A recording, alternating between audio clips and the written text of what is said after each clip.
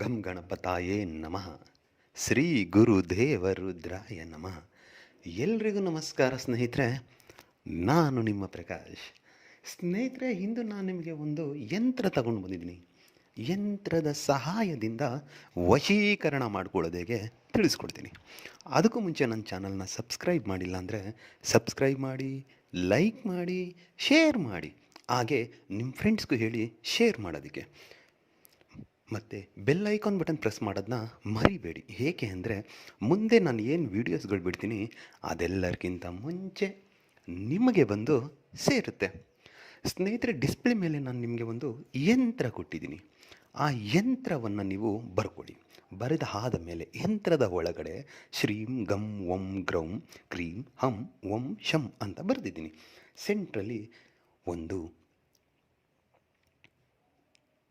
ಬೀಜ ಮಂತ್ರದ ಚಿಹ್ನೆ ಬರೆದಿದ್ದೀನಿ, ಅದನ್ನು ಬರೀರಿ. ಅದಾದ ಮೇಲೆ 4 ಕಡೆ ಹೆಸರು ಅಂತ ಬರೆದಿದ್ದೀನಿ. ಅಂದರೆ ಅದು ನಿಮಗೆ ಯಾರು ಬೇಕಾಗಿದ್ದಾರೋ ಅವರ ಹೆಸರನ್ನು ಬರೀರಿ.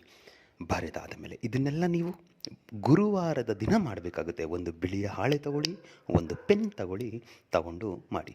ಸಮಯ ಬಂದು ಗುರುವಾರ ಬೆಳಿಗ್ಗೆ ಸೂರ್ಯ ಉದಯ ಆದಾಗಿಂದ ಮತ್ತೆ ಸೂರ್ಯ ಮುಳುಗುವುದರೊಳಗೆ ಯಾವಾಗಾದರೂ ಮಾಡಬಹುದು.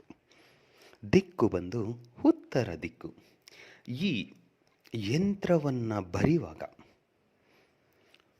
ಓಂ ಕ್ಲೀಂ ನಮಃ, ಓಂ ಕ್ಲೀಂ ನಮಃ, ಓಂ ಕ್ಲೀಂ ನಮಃ ಅಂತ ಮಂತ್ರ ಉಚ್ಚಾರಣೆ ಮಾಡ್ತಾನೇ ಇರಿ. ಮಂತ್ರ ಪಠನೆ ಮಾಡಿ.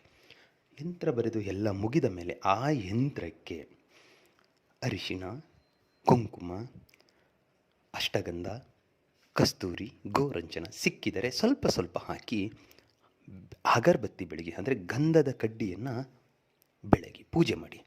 ಪೂಜೆ ಮಾಡುವಾಗಲೂ ಆ ಮಂತ್ರ ಪಠನೆಲೇ ಇರಬೇಕು. ಇದಕ್ಕೆ ಲೆಕ್ಕ ಇಲ್ಲ. ಮಂತ್ರ ಎಷ್ಟು ಸಾರಿ ಬೇಕಿದ್ರೂ ಹೇಳ್ಬೋದು. ಹೇಳಿ ಆದ ಮೇಲೆ ಆ ಯಂತ್ರವನ್ನು ಫೋಲ್ಡ್ ಮಾಡಿ ನಿಮ್ಮ ಜೇಬಿನಲ್ಲಿ ಇಟ್ಕೊಂಡ್ಬಿಡಿ. ಅಂದರೆ ಕುಂಕುಮ ಅರಿಶಿಣ ಸಮೇತ ನಿಮ್ಮ ಜೇಬಲ್ಲಿ ಇಟ್ಕೊಂಡ್ಬಿಡಿ, ಸಾಕು. ಆಮೇಲೆ ನೋಡಿ ಸ್ನೇಹಿತರೆ, ಚಮತ್ಕಾರ ನಡೆಯುತ್ತೆ. ಒಂದು ನಿಮಗೆ ಗೊತ್ತಿದ್ದೋ ಗೊತ್ತಿಲ್ಲದೇನೋ ಅವರೇ ನಿಮ್ಮ ಕಾಂಟ್ಯಾಕ್ಟ್ ಬಂದುಬಿಡ್ತಾರೆ. ಅವರೇ ನಿಮ್ಮ ಹತ್ರ ಮಾತಾಡ್ತಾರೆ. ಅವರೇ ಮೇಲ್ಬಿದ್ದು ನಿಮಗೆ ಮಾತಾಡೋಕ್ಕೆ ಶುರು ಮಾಡ್ತಾರೆ. ಅಂದರೆ ಅವರು ನಿಮಗೆ ವಶೀಭೂತರಾಗ್ತಾರೆ. ಮಾಡಿ, ಇದನ್ನು ಖಂಡಿತ ರಿಸಲ್ಟ್ ಬರುತ್ತೆ.